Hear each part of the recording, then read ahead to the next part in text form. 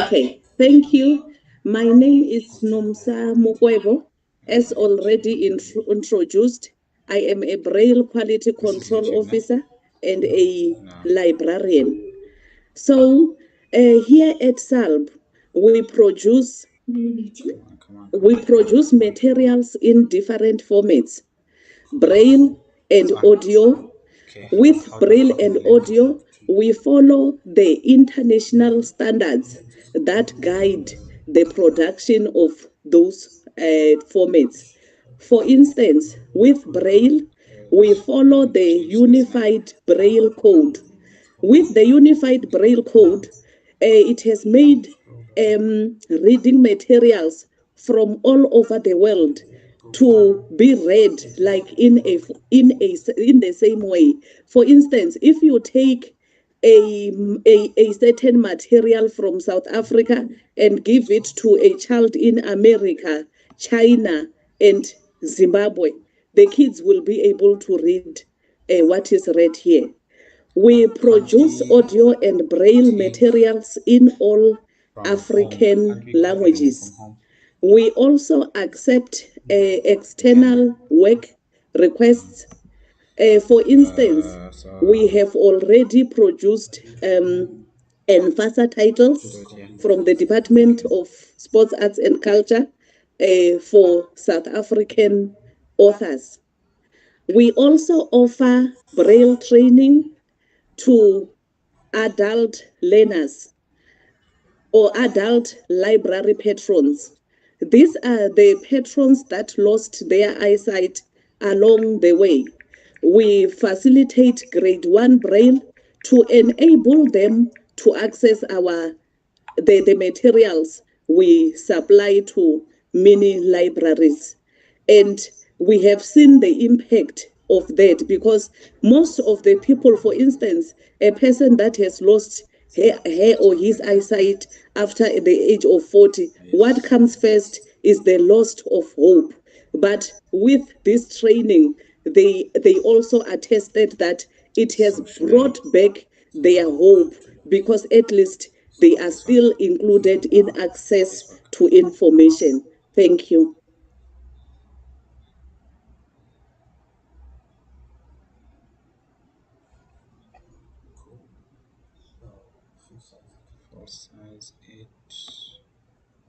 Thank you, Ms. Mukwebo. You can now switch off your.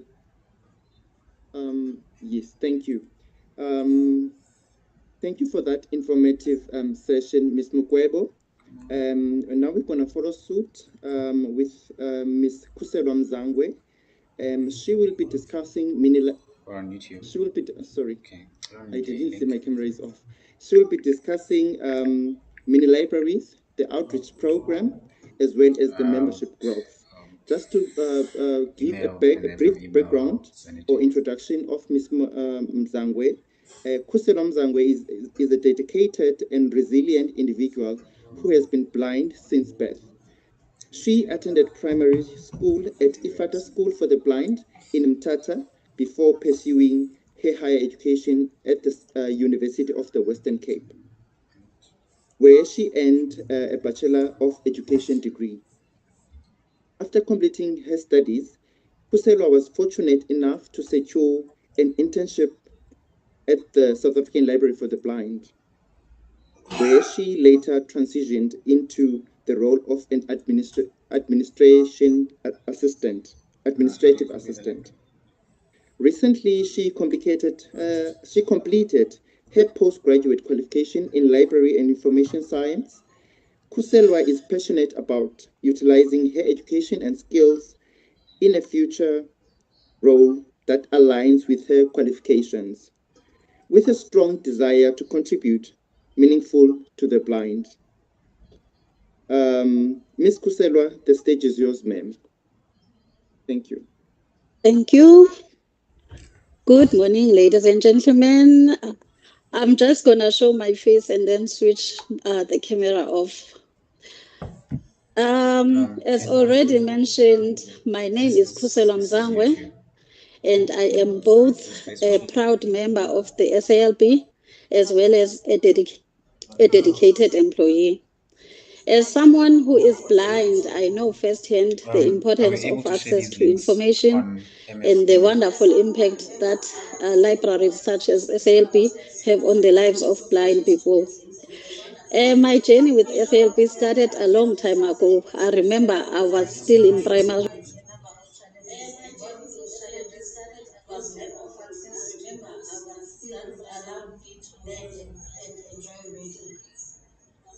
I think there's probably someone who doesn't have the hand off. My world changed because It's now an I echo was from her. able to read books, audiobooks, and other digital resources. Like you And like this a person. opportunity allowed me to explore, learn, and grow just like any other person. SILB has not only supported my personal growth, but also the growth of many others who, like me, experience the world differently. In this part of the presentation, I'd like us to focus on the three key services that are designed to support and empower people who are blind and visually impaired, with first on the list being e-libraries, which provide library resources to those in need. Secondly, outreach services, which ensure that we reach people Can we in send the these two ones links that on MS thing, Facebook and YouTube?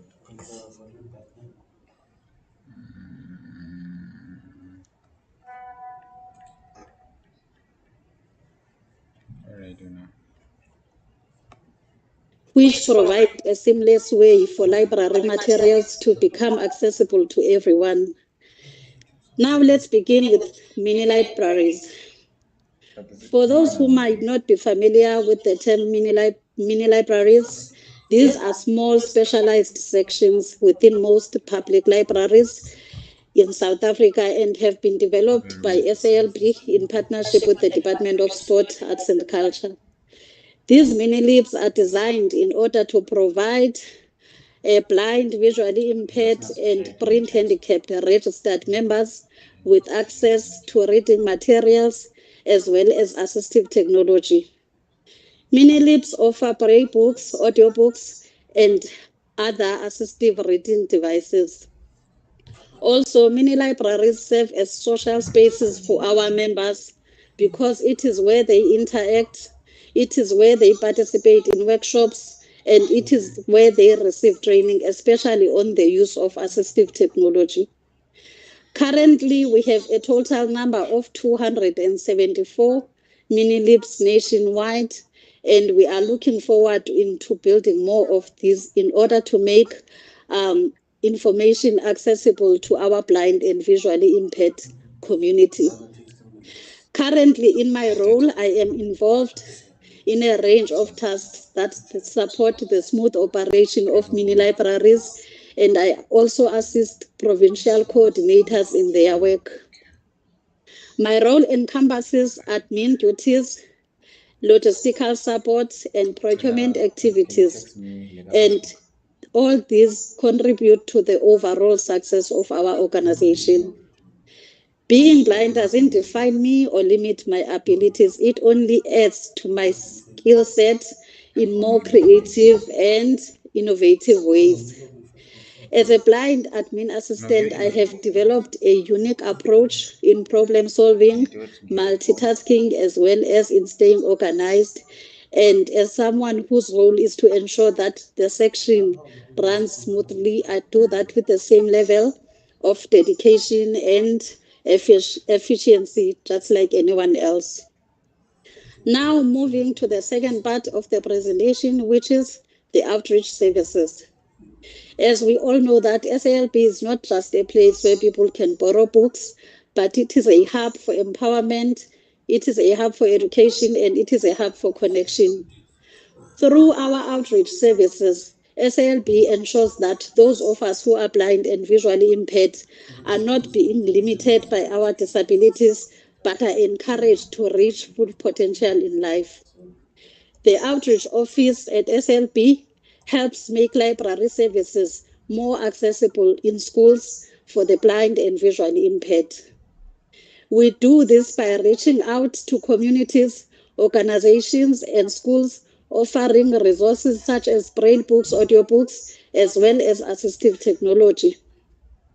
Furthermore, the outreach services has a responsibility to empower learners who are blind and visually impaired by running specialized reading programs which ensure that our learners get to know braille. Secondly, we also run organized spelling bee competitions, which also allow learners to showcase their spelling abilities while competing in more fun and challenging environments. Furthermore, we also encourage learners to read books and do book reviews as a way to develop their critical thinking and communication skills. And finally, we also facilitate debate programs which assist in terms of building their public speaking skills as well as argumentation, not forgetting the ability to reason. Moving to the last part of my presentation, which is going to focus on circulation services. The circulation department at SALB is responsible for member registration as well as managing the borrowing and returning of books to members. Membership allow individuals, particularly those who are blind, to have access to a wide variety of materials which is made available in different formats such as braille, audio, and ebooks. Some devices that are commonly used by members include an Envoy Connect, which is a small accessible device that is used to listen to audiobooks or digital books. Another device, and this one is my favorite, a Daisy player, which is a specialized audio player that is used to listen to Daisy books or digital access information system. To become a member, all you need is to apply by submitting your personal details together with a proof of disability. After registration is completed, one is able to borrow books and other materials either physically or through digital platforms. Membership at SLB is free, and the aim is to make sure that people who are blind have access to information.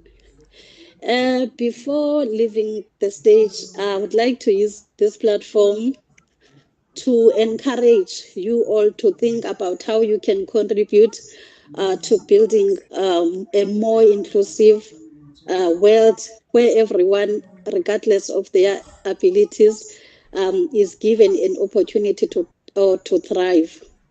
Whether it's through supporting library services, promoting accessible technology, or simply just spreading awareness, each small effort counts, and I thank you.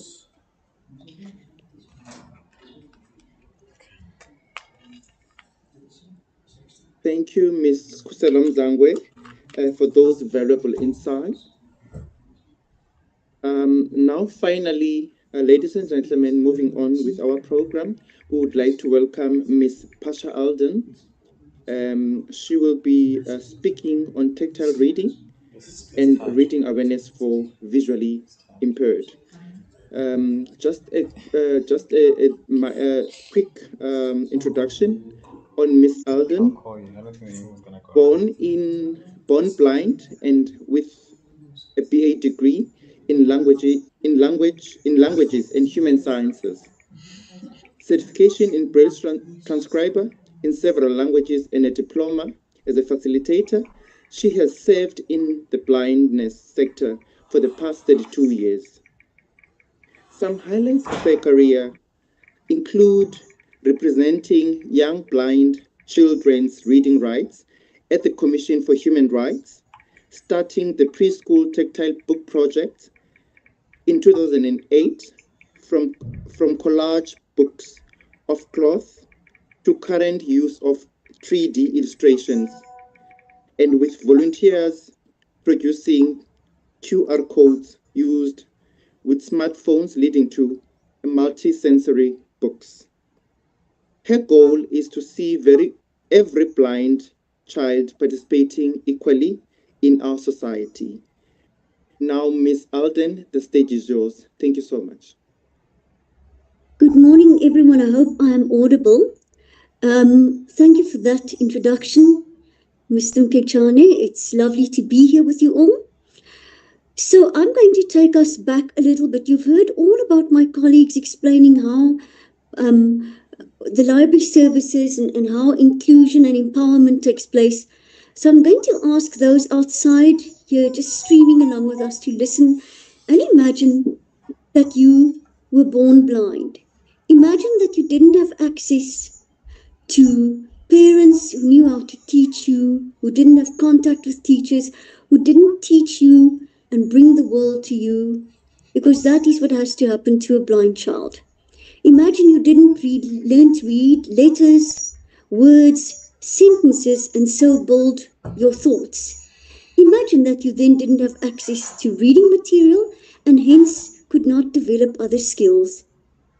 Consider that you then were in a dystopia of nothingness, that you were unable to have capacity and to improve your lot in any other way.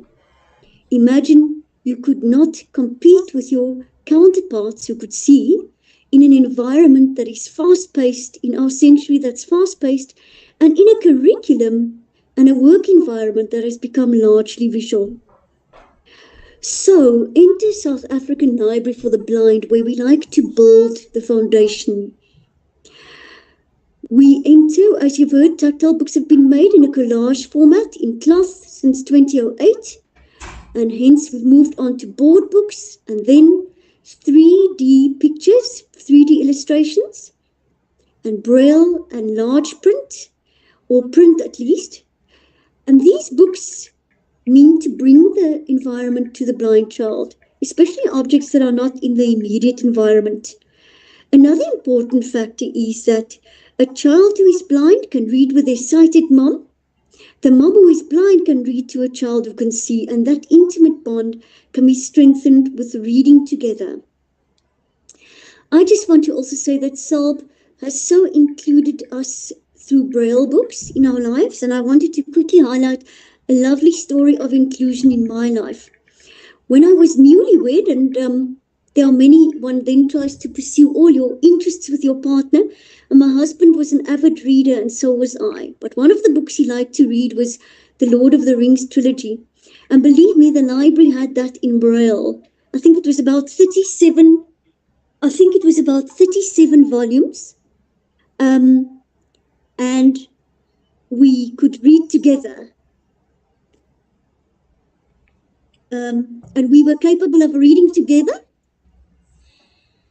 And we would read a chapter, and every time it was coffee time, we got to the point where there was a part about the necromancer, who was the king of death. And then I would actually refuse to go and make coffee because I wouldn't take my feet off the floor, because I became so frightened of us reading and what we were reading. And it was so vivid reading together. And that was one of the wonderful parts of inclusion, being able to read with my husband. But back to our tactile books. Tactile books are a wonderful way to introduce people to concepts. To young children, to touch Braille for the first time. Go to the bottom of the page, go to the top of the page, go to the left, go to the right. Let's find the giraffe. Let's find the lion. Let's find the mane of the lion. It's a wonderful way to introduce learners to certain concepts, because a child won't walk up and just touch a tiger or touch a lion. So these books play a major role in introducing young people to Braille. It also enhances pre-Braille skills, so two-handedness. So it empowers the children. It exposes them to...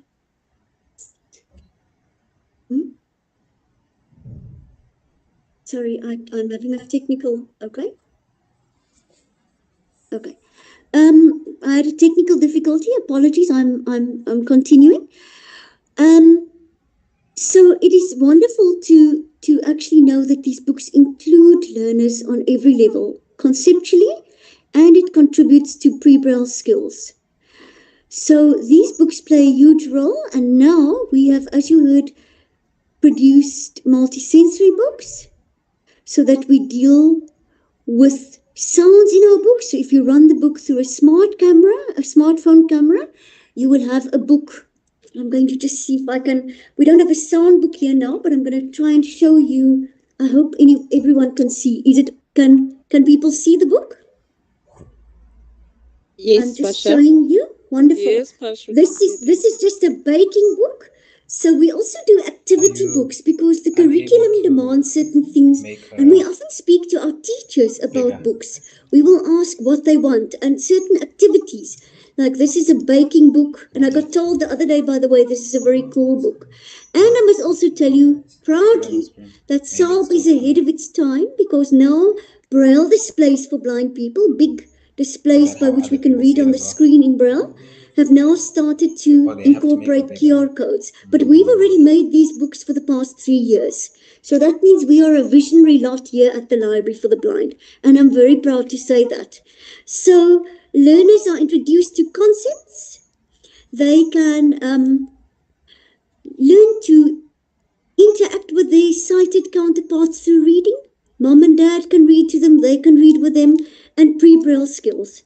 That is part of our books. And then, of course, we also consider children with autism and with various disabilities through the multisensory side. And that's very important at the moment. We are reading very differently these days. We're not only reading in a linear way any longer. So these books empower, they provide skills, and they include our learners to read with their seeing counterparts. Then we also empower our members to become proofreaders and transcribers through our Braille exam. And we also allow and support our teachers at schools by outreaching programs. We reach out to teachers and we allow them to have support, and we provide information on Braille and we assist wherever we can. And so by empowering and inclusion, we contribute to our educators and to our future members. In conclusion, we are mandated to facilitate promotion of Braille and reading in accessible formats to children in conjunction with the Human Convention on the Rights of Persons with Disabilities. It's in Article 24, especially where we can go look at that aspect. We are to assist and promote Braille reading and ensure accessible reading. Let us continue to work together and find that emerald city of equal participation in all levels of society and dignity for our blind members in all levels of society. Thank you.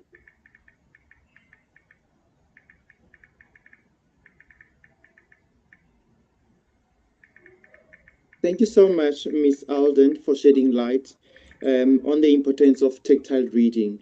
Ladies and gentlemen, before we go to the next session or phase of our program, I would like to ask my technical team, for the benefit of the people that just joined, to replay the SALB overview video. Luke, thank you.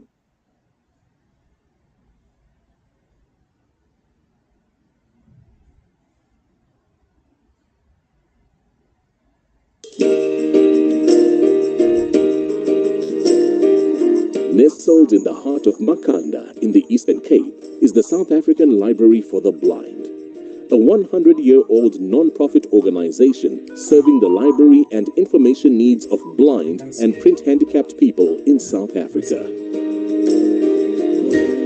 With a full-time staff of 49 and 7,047 members, the library delivers on its mandate of producing and distributing Braille and audio format materials. Once a title has been selected, it's translated into Braille, verified, and then printed on our Braille 600 SR printer. before being bound and added to our catalog of 26,164 Braille books, all in-house. Our audiobooks are recorded in one of 4 specially built recording booths. Once the recording process is completed, the audio is meticulously checked, word for word, before CDs are created. We have 42,365 audiobooks in our collection. Besides magazines and newspapers, we also make tactile books for our younger learners. Finally, all these titles need to be distributed to and from our members, and our team handle hundreds of requests for material on a daily basis. The South African Library for the Blind is the leading library in Africa, providing equal access to information in accessible formats that improve the quality of life of the blind and visually impaired.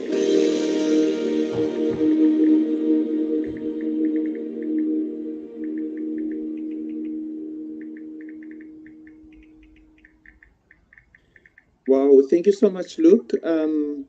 I am now going to step aside for a moment to give an opportunity to our Senior Manager, Conditional Grant, Mr. Bongile Martini,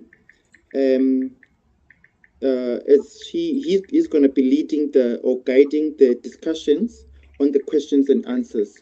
We have our panel of our panelists who's going to be assisting him with answering the questions that are coming from the floor. We have 3 of them. It's Senior Manager Production and Standards, Ms. Pumla Maanjana, Senior Manager Library Information Services, Ms. Nomonde Makubela, Senior Manager Mini Libraries, Mr. Bongile Martini. Mr. Bongile Martini, you can take the floor, sir, and facilitate the next session. Thank you. Thank you, Program Director, Mr. Mpeshani. And let me also re-welcome the colleagues that have joined us online and also our colleagues internally. Colleagues, my job is to facilitate the Q&A session. We have listened and taken note of the presentations that were given by our 3 officials. But I would like to start with the warm welcome that was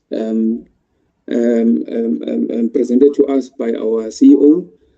Thank you, CEO, and thanks to the 3 coordinators or the presenters of the 3 most core business areas or functions or functionality in Braille and Minilibs and also tactile. I'm going to allow for question and answers, colleagues, based on those presentation or any point of clarity in general, even if it's not necessarily related to the presentations, but we are opening the floor for questions about how SALB functions and how can our members out there gain access to our library collection and services. So the floor is open for anyone who wishes to, put through a question to us. It can be based on the presentation, but we are also welcoming general inquiries. Mr. Siva Moodley, I see your hand is up, so you can come through.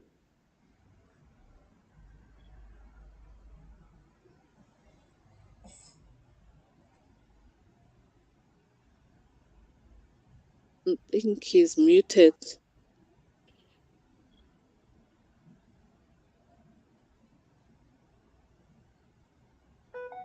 Right, sorry about that. I have 3 very, very short comments/questions. Our aim in the library is to promote reading. Now, I've heard about a couple of years ago the intention to establish book clubs, in other words, book club discussions. From the presentations, I gathered that there are about 274 mini libraries we can practically implement that in kind of small groups of book club discussions. So I'm going to suggest that we kick that off as soon as possible, because while the form indicates what each member would like to read, reading is evolutionary because it evolves over time, your interests change, and the library merely posts out or creates books to members. Now, in this way, if we have book club discussions in the mini libraries or wherever, you could actually promote reading, promote different books, get them interested, and so on. So we now change from just supplying books to getting members actually interested in discussing the books they're actually reading. The second point is, I think, two presentations mentioned empowering and enriching the lives of blind people. Is this true? Secondly, how do we know? And thirdly, what evidence do we have? In other words, what I'm coming to is the issue of research. We need to base information on statistical information, qualitative information. And I'd love to see if we can have statistical, qualitative information as well on what we say. You have over 7,000 members and 26,164 books.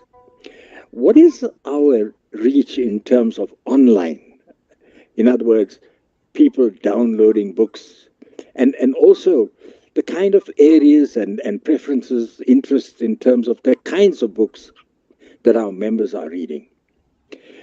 I know that Pasha is doing a lot of work in terms of tactile books, and I think she mentioned something about 3D, and I'm not too sure how that works. But I had here an issue or question or comment in terms of investing in 3D printing, so that when you go to the various schools or wherever in your outreach programs, that you have whatever you're presenting in the books in the form of 3D objects. Lastly, I know that the three presenters, Nomsa, Kuselwa, and Pasha, are in the library. But I'd love to see them at leadership positions, because if we are to promote the library as a library for the blind, and we don't have them represented in leadership positions, then I'm not too sure how we can accurately point out that this is a library for the blind. So that is my final comment. Thank you so much.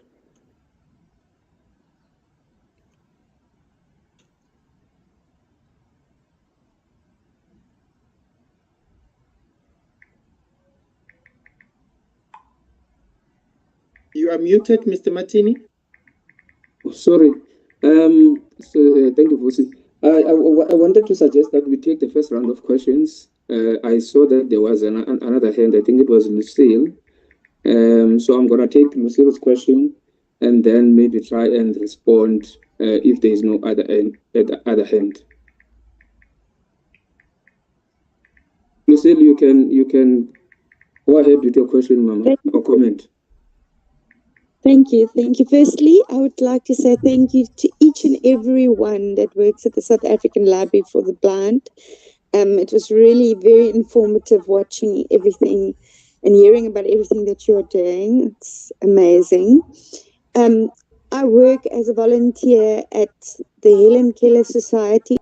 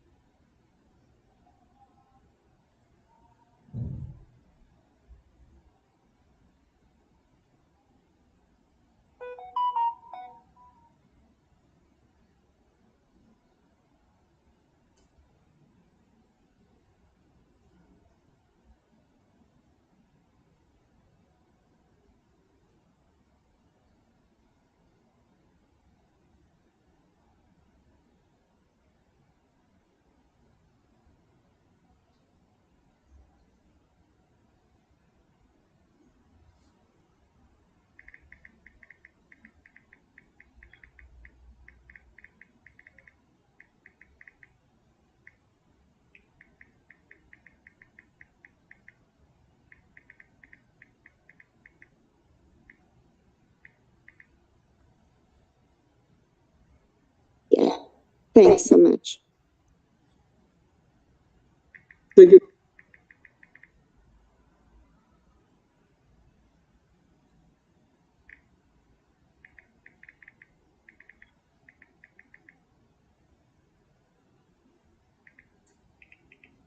You are muted, Mr. Martin. Maybe I should just leave the video, put the video part out and leave the mic on. Thank you for that comment, Lucille, and your question at the end about downloading of reading materials. In the absence of any other hand, let's attempt to respond to the first question. Ms. Mahanjana's hand and Mr. Julius Mkhize's hand. Okay. Must we take that or respond to? Can I suggest that we respond to these questions, the ones that we have already, and then we can take another round of questions? Is that okay with everybody? That's fine with me, Mr. Martin. I was actually raising my hand to respond to some of the questions raised by Mr. Siva. Yes. You can go ahead, ma'am. Good morning, everybody. A warm welcome. We have a lovely weather in Makhanda today. So this is really a blessed day for all of us, especially those joining this webinar. What I want to do is to attempt to answer some of the questions that are raised on this platform. Colleagues, SALP has been in existence for more than 100 years. And our efforts relatively are aimed at eliminating the barriers that prevent blind and visually impaired people from accessing any information or benefiting from e-library services. That is why we exist. Over the years, we are making strides in enhancing what has been made before our time, and we continue with the legacy Kamam Josie Wood. By trying to answer, we are trying to empower our blind and visually impaired communities Is it that bad? by creating equitable access. Access being the underlining access is the important word. Already what's available to read, especially in your preferred languages for the blind and visually persons is less than 5%. So our library environments, through the implementation of mini libraries, we are trying to provide the assistive technologies and reading materials for the benefit of our members. So this is mainly how we're empowering the communities, amongst other things that we're doing. I think I'll allow the colleagues to answer around the book clubs, because that is also other important aspects for SALP, is social integration and creating one of the government priorities, which is social cohesion. So I'll stop there for now. Thank you. Thank you, Ms. Mahanjan. CEO, I see you have your hand up. Can I give it to you? Oh, thank you very much, colleagues. Mine is to respond. I like your ideas, Mr. Siva Motley. We fully appreciate your recommendations. The aim of this webinar is for also listening from the people outside our premises who can also assess how we are doing what we ought to be doing. I'm going to be answering you on the third question. In fact, on the question around leadership. The organization has got various levels of leaders managing this library. There's a middle management, there's senior management. At the present moment, you are quite true. There is no blind person at the helm, at the senior leadership level. But at the same time, with reference to our aspiration for equity, there are certain issues that are limiting us in terms of the budgetary requirements, especially around promotion of the SALP staff. And with reference to also preparing this organization to be seen and also practice what it preaches in terms of ensuring that it grows a number of employees with visual impairment within the library. When I joined the university, the organization in 2023, we had 3 visual impaired colleagues, the ones that have been presenting today. But we did our own self-examination as the management and find ways to ensure that this number grows from strength to strength. We applied for a funding proposal for the a specific blind graduate empowerment internship program. And when we applied, we got some funding that is coming in drips and peace drips to us. As if I can recall, at the present moment, we have managed to appoint on a contract a visual impaired individual, and also placed on our internship program 3 blind graduates. This we are doing to ensure that this equity and access to job industry is also addressed, noting very well that we do not have adequate funds, but at the same time, we are preparing this cohort of these graduates so that whenever there are vacancies, it becomes easy for us to shop around the people that have got competencies that are rare, which are required for this library.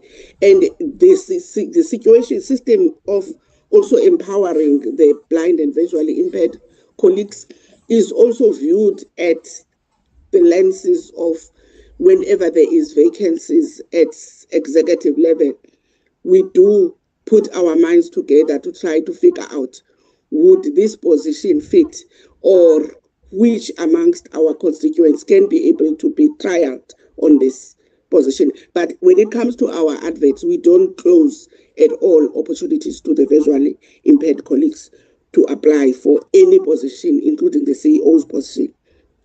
Thank you. Thank you, CEO, and thank you, Ms. Mahanjana.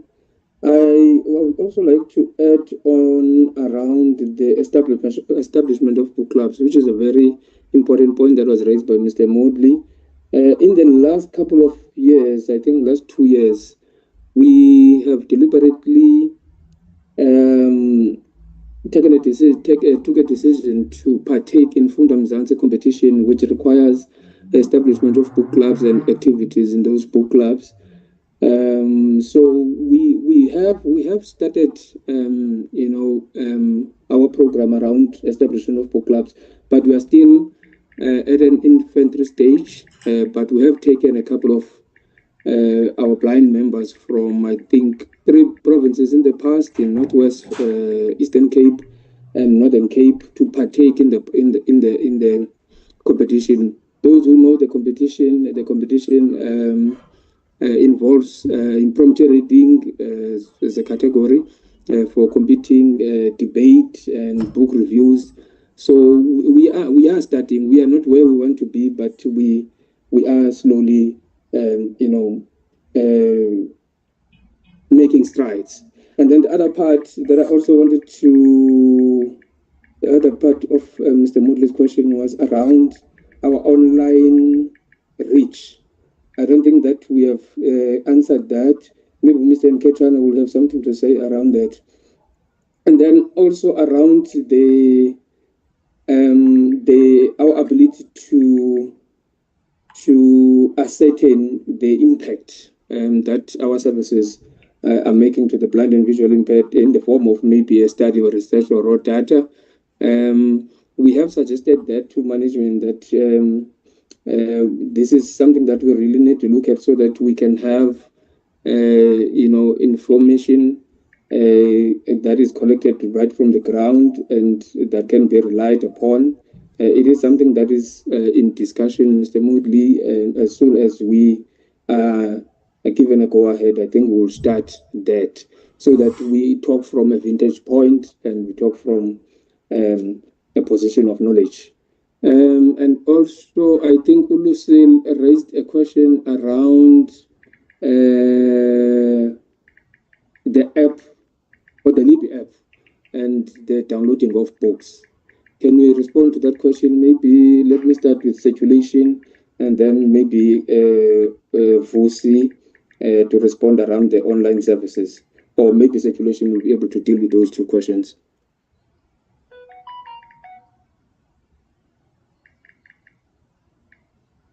We have representatives from circulation here. Vuyomendongane, are you here? Yeah. Yes. Or Batanda. Okay, thank you, Mr. Martini.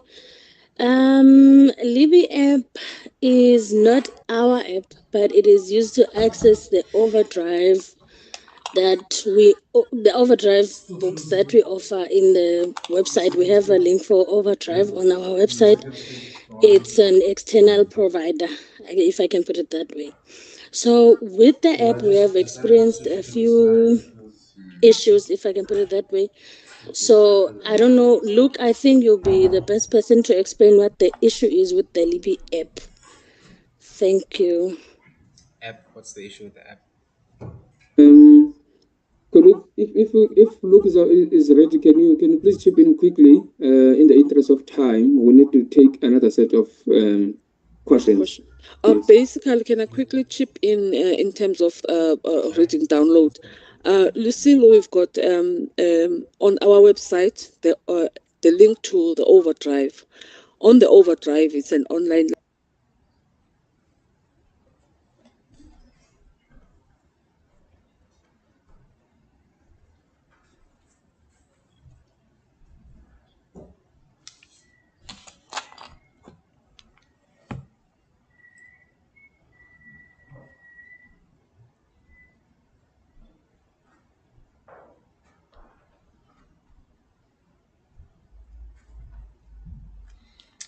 Good to see Church Kristo.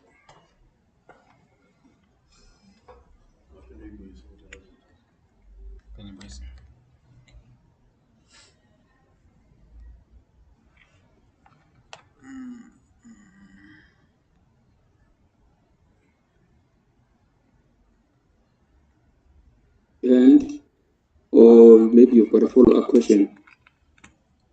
Yes, I do actually. Yes, I'm well aware of the Libby app. A lot of our residents cannot use it really because they don't have smartphones or computers. So they prefer to use the envoys or, listen to CDs. But what I have noticed is that I have gone onto Overdrive.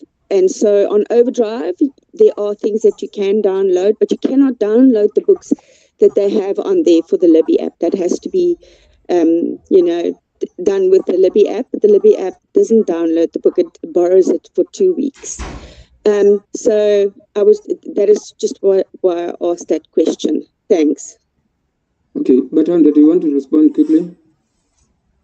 Oh, Pasha, yes. Your hand is also up. I think you've got 2 hands up. Batanda, can I quickly give it to Pasha and then, and then you respond to Lucy. Thank you.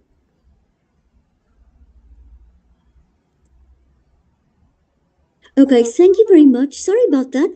I just wanted to say to Mr. Moodley very quickly, the 3D is actually that the illustration of the book is in 3D. So it's not just a flat. So if we do an egg, there's an egg. You can physically feel an egg. But we did want to have a project, and it's all related to funding constraints. We have a book in a bag. So we have a book, and we have the object with the book, the main objects of the book. But that relates to funding. But yes, we are aware, and we are aware that there are things always that one can add to the book, and continue to do more, but the 3D definitely helps in if you compare it to 2D and other imagery, so that a learner gets a greater sense of the object. Thank you, Ms. Pasha Alden. Batanda, if you can respond quickly to Lucille's follow-up question. Okay.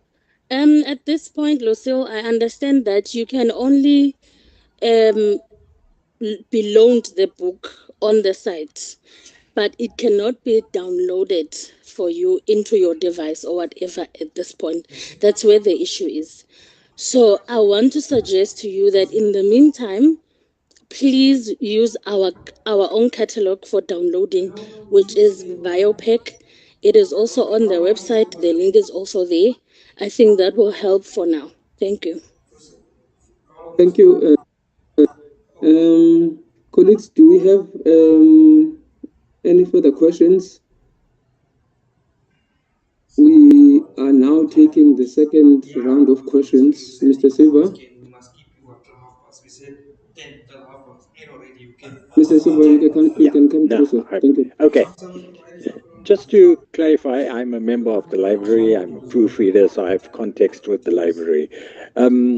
Given the, I think, ubiquitous nature of AI, and the fact that Amazon, for example, is now using AI to quickly produce books, audiobooks, in minutes.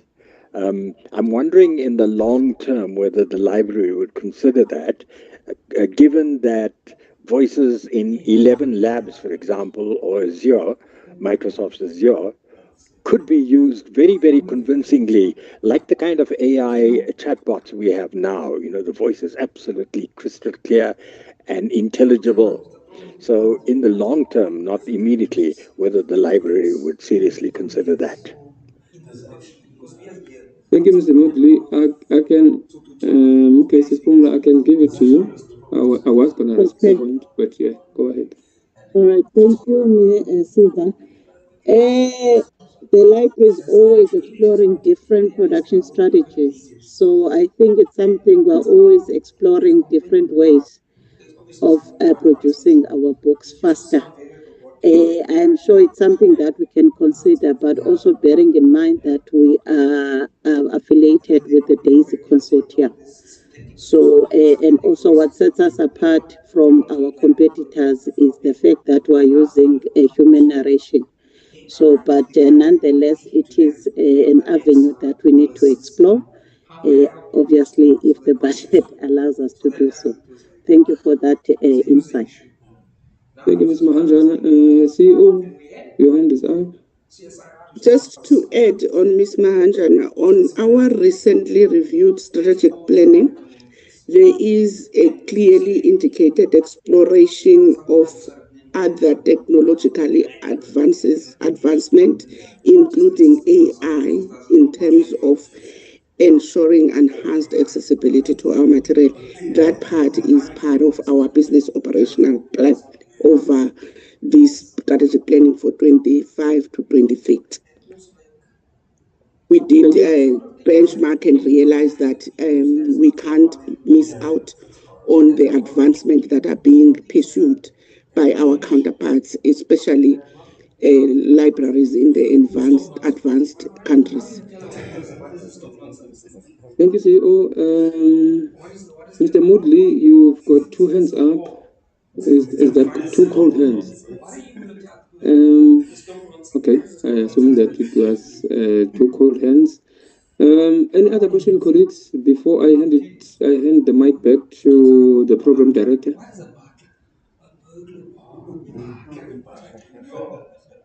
Thank you very much for your time. I'm going to hand the mic now back to the program director. Over to you, Mr. Keshan. Thank you so much, Mr. Martini, and to all our participants, and as well as the panelists for a robust and insightful discussions. Just to wrap up today's session, I will now invite Ms. Vuyo Mandongana, who is the Senior Librarian, Outreach and Member Liaison, to share some closing remarks and key takeaways. Ms. Mandongana, over to you, ma'am. Oh, okay. Thank you very much, Mr. Mkechane. See my audio, my video. I'm not visible. Let me just switch it off. Okay. Good morning, program director and the colleagues. As Mr. Mkechane has introduced me, I am Vuyo Mandongana, the Senior Librarian, Member Liaison and Outreach Services. Today, we have had powerful presentation and stories from our colleagues who are all SALB registered members. We have heard the colleagues talking about different SALB services from production to circulation of reading material. Indeed, the SALB focus is to make a difference and add value to the lives of blind and visually impaired people. It is heartwarming and fulfilling to hear members telling us about the impact SALB has on them. A quote, Ms. Kuselwa Mzangwe, "My world changed the day I had an encounter with SALB. Being blind doesn't define me." That's exactly the purpose of SALB. We are so happy to hear how lives of our members have changed. It was good to also hear that our members are able to share stories and read with their partners. As quote Ms. Pasha Alden indicated that she was able to read and share stories with her late husband. So that means that South African Library for the Blind is making a difference.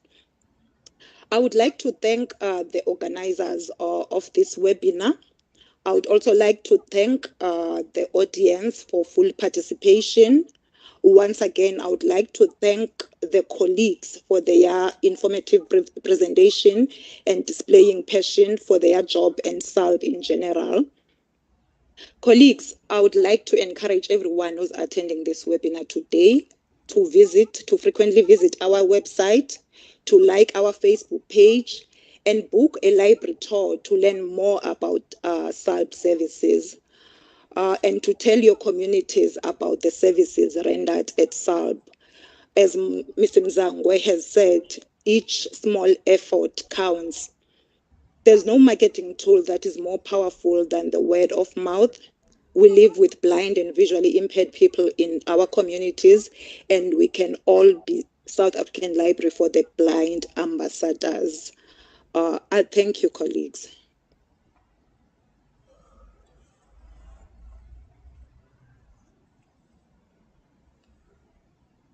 Thank you so much, Ms. Mandongana, for those closing words and for summarizing today's key takeaways.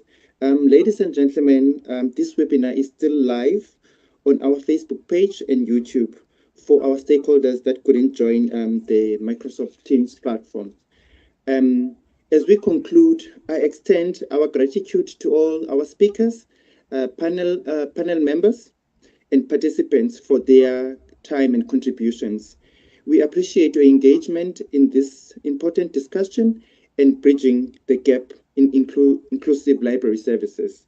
We encourage you to continue to support the work of South African Library for the Blind and to spread awareness on accessible reading services for persons with visual impairment. Thank you once again, and we look forward to continued collaborations with you. Have a great day. Thank you so much. Thank you, Mr. Mkesha, and thank you, everyone. Thank you. Thank Bye. you. Thanks, everyone. Thank Bye. you. Bye. Thank you, everyone. It's a wrap.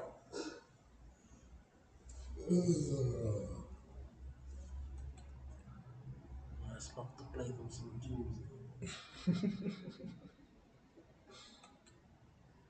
I stopped the recording. Oh, why? Now I need to find this recording. Normally it sends an email.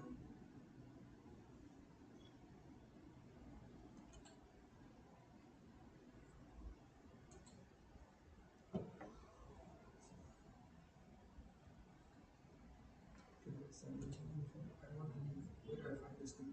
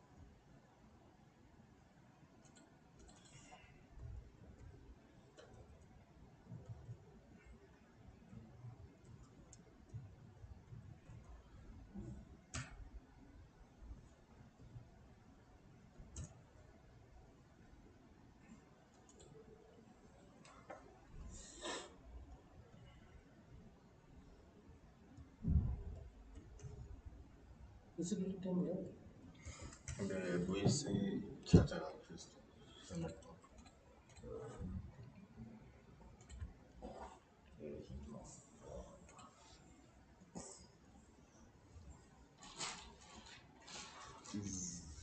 Why is this thing only saying 3 minutes long? Hey, brother, this thing must record. Yo.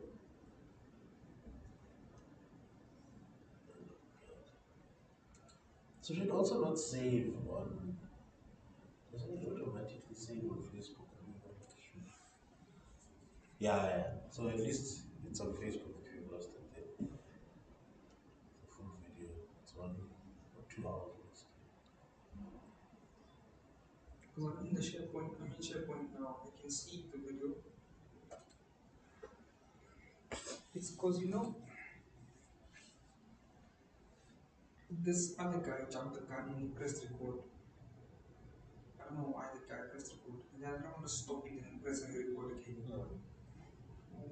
This photo can do. This guy. Was it recording to the right place? Or? No, it's the beginning of the thing. It is there. It's there. You can hear Bruce's voice, etc. etc. But now. I'm trying to use.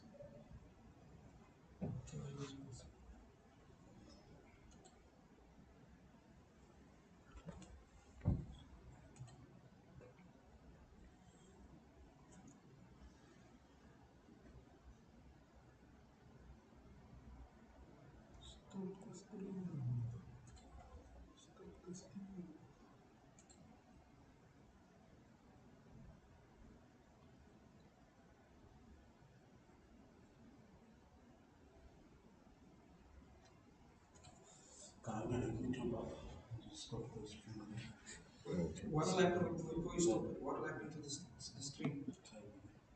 When you stop it now, will it also save or will it? I'm not sure about the YouTube one, but the Facebook one is saved. just check if there's a way I can drop it in big sticks on my profile and put it. This is hour 55.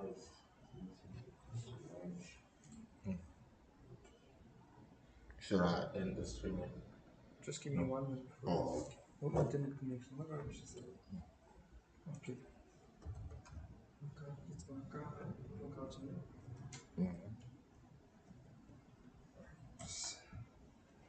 Why does it put it in the internet? It's blocked on the municipality. I'm gonna go to my office. It should have been. Just in case somebody asks me for the video or something, so I can send them the link. It's there on Facebook. Yeah. It's on the whole page. It's the first, it's the last post. The whole thing. It still says I'm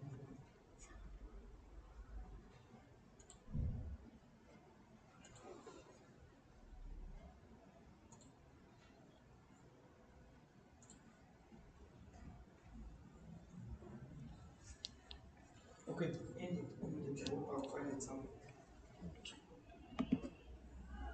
No, definitely on Facebook. It's on the, you'll find it on your feed.